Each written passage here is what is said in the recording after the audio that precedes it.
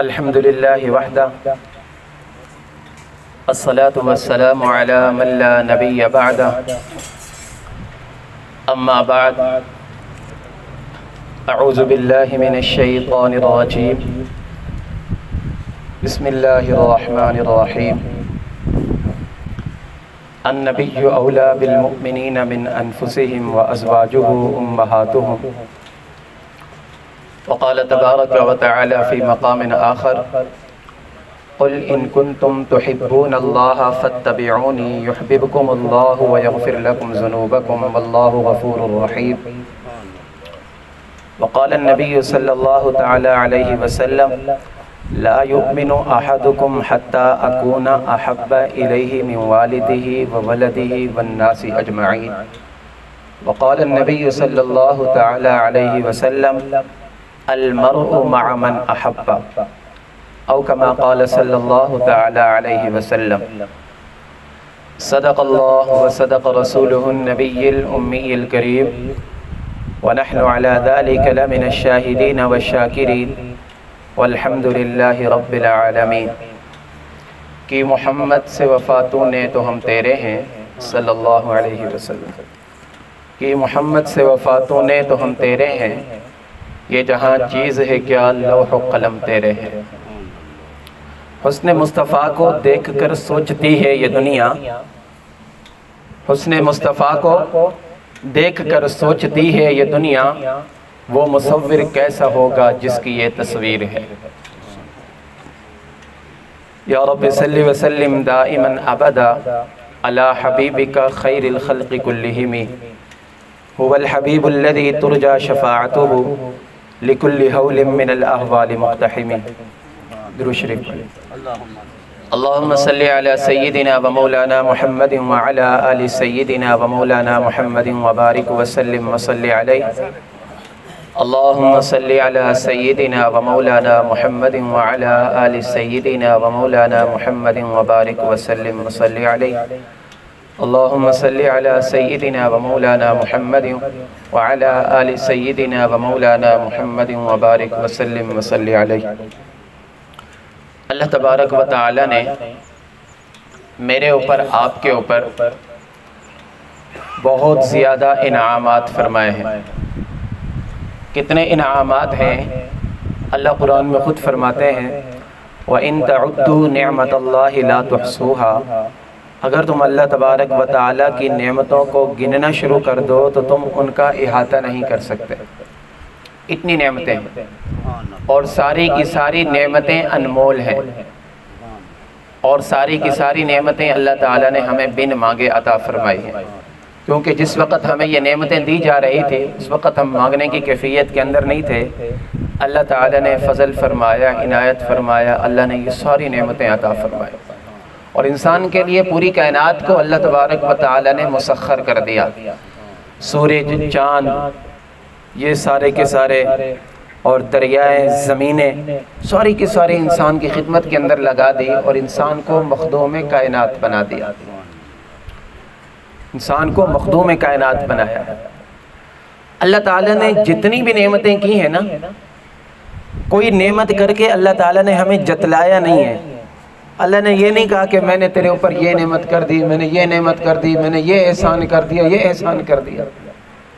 کسی کے بارے میں اللہ نے نہیں فرمایا، لیکن ایک ایسی نعمت اللہ نے عطا فرمائی کہ جب وہ نعمت اللہ تبارک و تعالیٰ نے ہمیں عطا فرمائی تو اللہ تعالیٰ نے خود فرمایا لَقَدْ مَنَّ اللَّهُ عَلَى الْمُؤْمِنِينَ إِذْ بَعَثَ فِيهِمْ رَسُولًا۔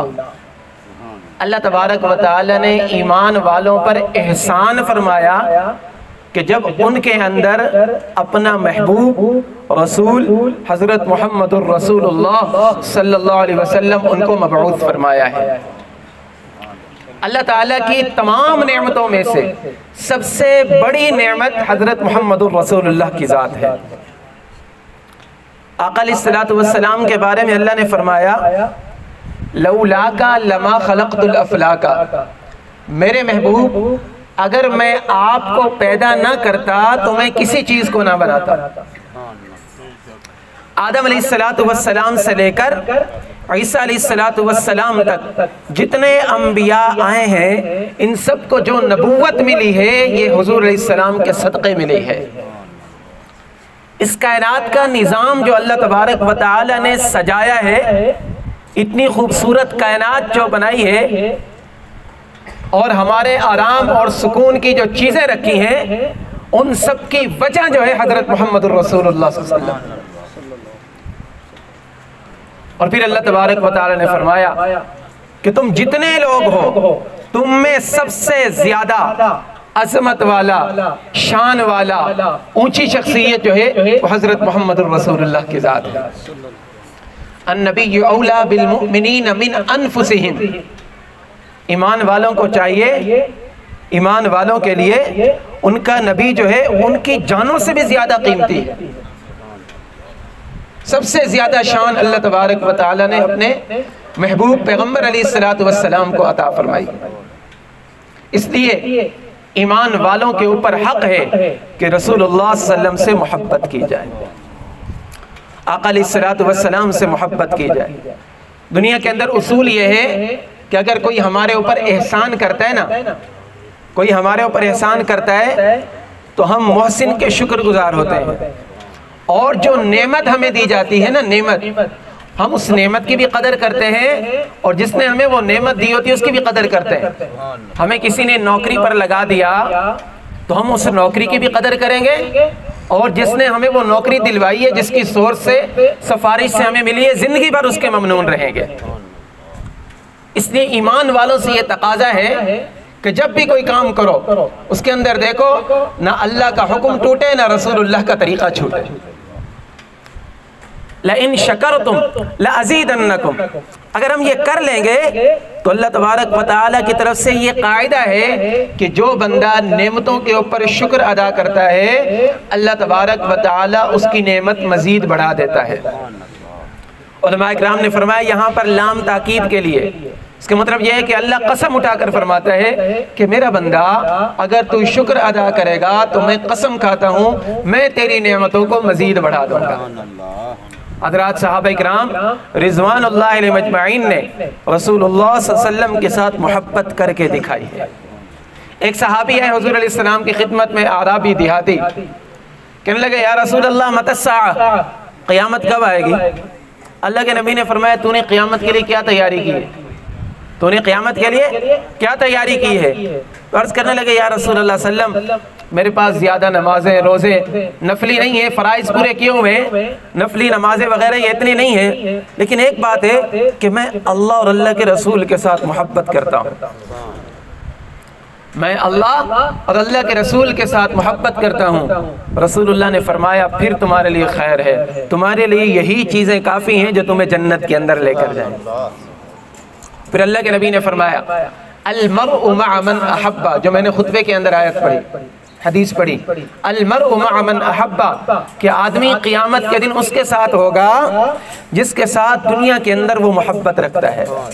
حضرات صحابہ اکرام رضوان اللہ علیہ مجمعین فرماتے ہیں ایمان لانے کے بعد ہم نے جتنی حدیثیں سنی ہمیں اس حدیث سے زیادہ کسی حدیث سے خوشی نہیں ہوئی۔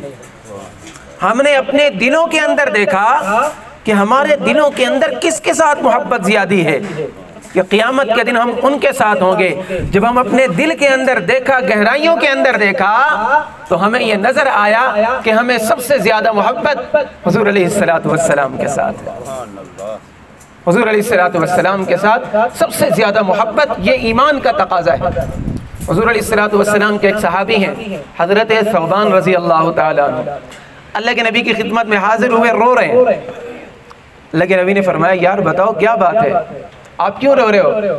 عرض کی یا رسول اللہ صلی اللہ علیہ وسلم ہم گھر میں جاتے ہیں، ہمارے دل کے اندر خواہش پیدا ہوتی ہے کہ ہم آپ کی زیارت کریں، بے چین ہو جاتے ہیں، دوڑے دوڑے آپ کے پاس آتے ہیں، آپ کی زیارت ہو جاتی ہے، ہمارے دلوں کو سکون مل جاتا ہے، قرار مل جاتا ہے۔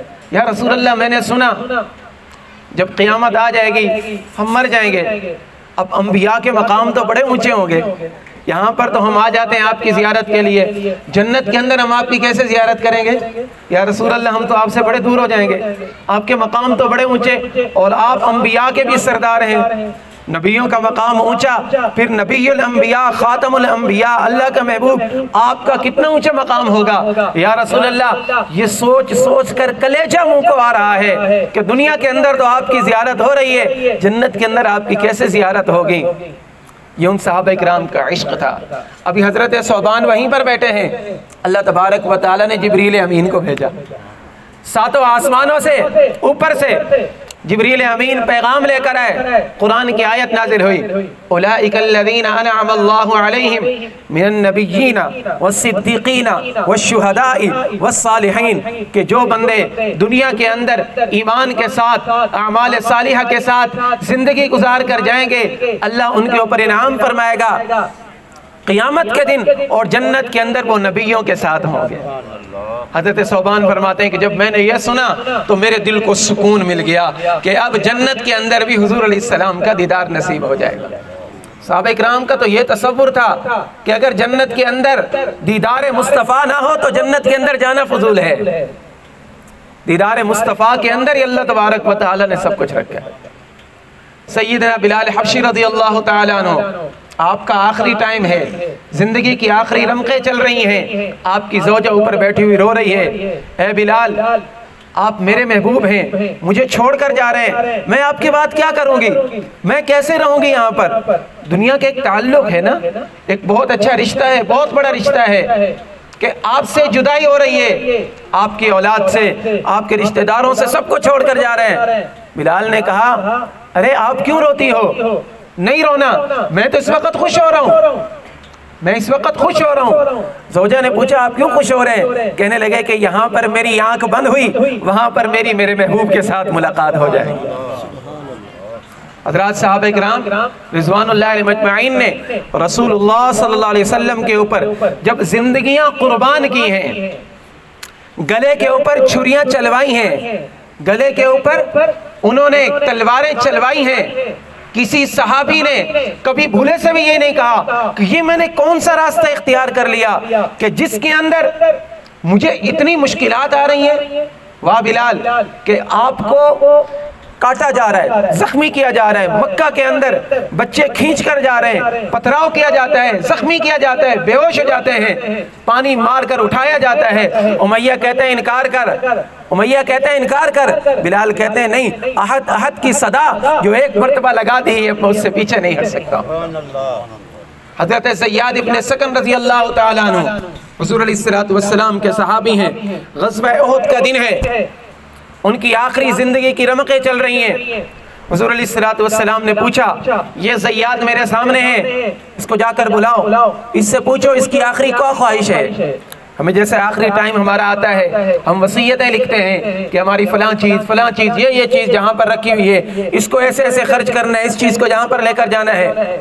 صحابہ کرام کے پاس کیا تھا؟ سرمایہ حیات ان کے پاس صرف حب مصطفیٰ تھی۔ اللہ نے دنیا کے اندر بھی کامیاب کیا، اللہ نے آخرت کے اندر بھی کامیاب کیا۔ اولئک الذین کتب فی قلوبہم الایمان، کہ یہ وہ صحابہ کرام ہیں کہ جن کے ایمان کی گواہی خود اللہ تبارک و تعالی دیتے ہیں۔ اولئک الذین امتحن اللہ قلوبہم للتقوی، یہ وہ صحابہ کرام ہیں کہ جن کے ممتحن خود اللہ تبارک و تعالی ہے اور جن کو اللہ نے خود 100/100 نمبر عطا فرمائے۔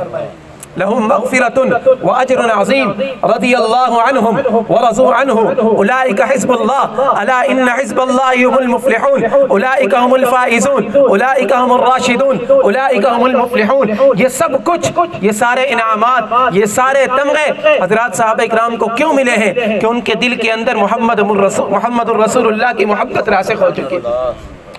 حضرت زیاد ابن سکن رضی اللہ تعالیٰ عنہ کو بلایا گیا۔ زیاد، حضور علیہ السلام پوچھ رہے ہیں بتاؤ کہ آپ کی آخری کیا خواہش ہے، کیا تمنا ہے؟ حضرت زیاد ابن سکن رضی اللہ تعالیٰ نے بڑا تاریخی جملہ ارشاد فرمایا، آپ حضرات نے سنا ہوگا اور میں بار بار سناتا ہوں۔ زیاد ابن سکن کہنے لگے کہ میری آخری خواہش یہ ہے کہ میری رخسار حضور علیہ السلام کے قدموں کے اندر رکھ دو،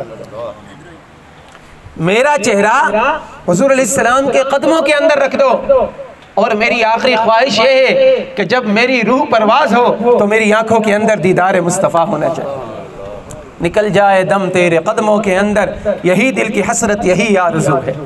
یہ حضرات صحابہ کرام رضوان اللہ علیہم اجمعین نے اس طرح عشق کر کے دکھایا ہے۔ رسول اللہ نے فرمایا لا یؤمن احدکم حتی اکون احب الیہ من والدہ وولدہ والناس اجمعین۔ حضور علیہ السلام نے فرمایا کہ تم میں سے کوئی بندہ اس وقت تک کامل مسلمان نہیں ہو سکتا کہ جب تک کہ اس کے والد سے، اس کی اولاد سے، تمام لوگوں میں سب سے زیادہ محبوب مجھے وہ اپنی جان سے زیادہ نہ بنا۔ اللہ کے نبی کے ساتھ محبت اتنی ضروری ہے۔ آج ہمارے دلوں کے اوپر ڈاکہ ڈالا جاتا ہے، بار بار آزمایا جاتا ہے کہ مسلمانوں کے دلوں کے اندر کتنی محبت ہے، اور وہ پاگل ہیں، نادان ہیں، وہ کیا سمجھتے ہیں کہ مسلمانوں کے دل سے حضور کی محبت نکال سکتے ہیں؟ ایک شرابی بیٹھا ہوا تھا لاہور کے اندر، آپ حضرات نے نام سنا ہوگا، ساغر ایک شاعر گزرا ہے، شرابی تھا، شراب پی رہا ہے اور نشے کے اندر دھت بیٹھا ہوا ہے۔ میں نے کتاب کے اندر واقعہ پڑھا ہے، تو اس کے ساتھ کچھ آدمی آ گئے، ایسے لڑکے بیٹھے ہوئے تھے، اس نے کہا کہ فلاں کے بارے میں آپ کیا کہتے ہیں؟ اس نے کہا فلاں ایسا ہے۔ اچھا فلاں تاریخ دان کے بارے میں فلاں ایسا ہے، سائنسدان کے بارے میں، مورخ کے بارے میں، سب کے بارے میں پوچھتے رہے۔ اب وہ بڑے خبیث لڑکے تھے، انہوں نے آخر میں کہا ہمیں یہ بتاؤ کہ تم اپنے نبی کے بارے میں کیا کہتے ہو؟ نے کہا یہ تو نشے کے اندر دھت بیٹھا ہوا ہے، یہ تو بکواس مار دے گا۔ لیکن کتاب کے اندر لکھا ہے ساگر نے وہ گلاس اٹھایا، میز کے اوپر مارا، ہاتھ اس کے سرخ ہو گئے، زخمی ہو گیا، اور کہنے لگے کہ ہمارے پاس تو یہی آخری آسرا تھا، تم اس کو بھی مجھ سے چھیننا چاہتے ہو؟ میں نشے کی حالت کے اندر اپنے محبوب کا نام نہیں لے سکتا۔ میرے عزیزو، یہ حضور علیہ السلام کی محبت۔ اللہ کے نبی بیٹھے ہوئے، آپ کو خوشخبری سناؤ، حضرت ثوبان رضی اللہ تعالیٰ عنہ اس کے راوی ہیں، اللہ کے محبوب فرما رہے ہیں کہ یا اللہ جو مجھ سے محبت کرنے والے ہیں مجھے ان کے ساتھ ملا دیجئے، جو مجھ سے محبت کرنے والے ہیں مجھے ان کے ساتھ ملا دیجئے۔ حضرت ثوبان بیٹھے ہوئے تڑپ اٹھے، کہنے لگے یا رسول اللہ ہم آپ کے اوپر جان نچھاور کرنا چاہتے ہیں، ہم آپ کے ساتھ محبت کرتے ہیں، آپ کن لوگوں کی بات کر رہے ہیں؟ حضور علیہ السلام نے فرمایا میرے ثوبان، میرے صحابی، میرے دوست، آپ نے وحی کو اترتے ہوئے دیکھا، آپ نے میرا دیدار کیا، میری مجلسوں کے اندر آئے، میرے پیچھے نمازیں پڑھی، میرا قرآن سنا، میرے ساتھ غزووں کے اندر گئے، آپ لوگ میرے ساتھ ہیں، میرے ساتھ محبت کرتے ہیں، کوئی شک نہیں۔ لیکن آگے ایک قوم آنے والی ہے، آگے تمہارے بعد، میرے بعد کچھ ایسے لوگ آئیں گے جنہوں نے مجھے نہیں دیکھا ہوگا، جنہوں نے تمہیں نہیں دیکھا ہوگا، جنہوں نے جنت کو نہیں دیکھا، جہنم کو نہیں دیکھا، قرآن کو اترتے ہوئے نہیں دیکھا، میری زیارت نہیں کی، لیکن وہ میرے ساتھ ایسی محبت کریں گے، ایسی محبت کریں گے کہ اگر میرے دیدار کے لیے ان کو اپنی اولاد قربان کروانی پڑ جائے، اپنی اولاد کو قربان کر دیں گے، لیکن میرے دیدار کے اوپر سب کچھ وہ قربان کر دیں گے۔ حضرت ثوبان نے پوچھا یا رسول اللہ ایسے؟ فرمایا ہاں ایسے لوگ آئیں گے جنہوں نے مجھے بھی نہیں دیکھا ہوگا، تمہیں بھی نہیں دیکھا ہوگا، قرآن کو اترتے ہوئے بھی نہیں دیکھا، لیکن میرا عشق، میری محبت ان کے دل کے اندر ایسی راسخ ہو جائے گی۔ حضرت ثوبان رضی اللہ عنہ نے عرض کی یا رسول اللہ میرے لیے دعا کر دیجئے کہ اللہ تبارک و تعالی مجھے بھی ان لوگوں کے اندر شامل کر دے، میری بھی اللہ تبارک و تعالی ان کے ساتھ ملاقات کروا دے۔ عزیزان محترم، آخری گزارش، آخری بات کہ اگر ہم کہیں پر دیکھتے ہیں کہ حضور علیہ السلام کی شان کے اندر کوئی بندہ، کوئی ادارہ، کوئی فرد، کوئی جماعت کسی قسم کی کوئی گستاخی کرنے کی کوشش کرتا ہے، ہمارا یہ اولین فریضہ بنتا ہے، ہمارے ایمان کا تقاضا ہے کہ وہاں پر جا کر جس طرح ہو سکے ہم ہر ممکن کوشش کر کے اس کو روکنے کی کوشش کریں گے۔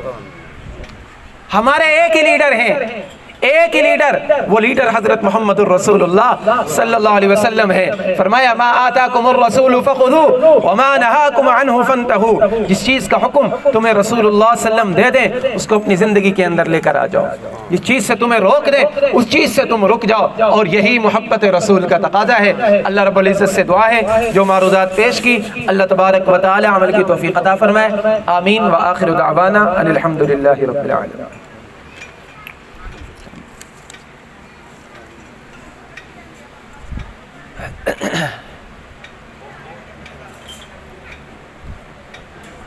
پانی جزاک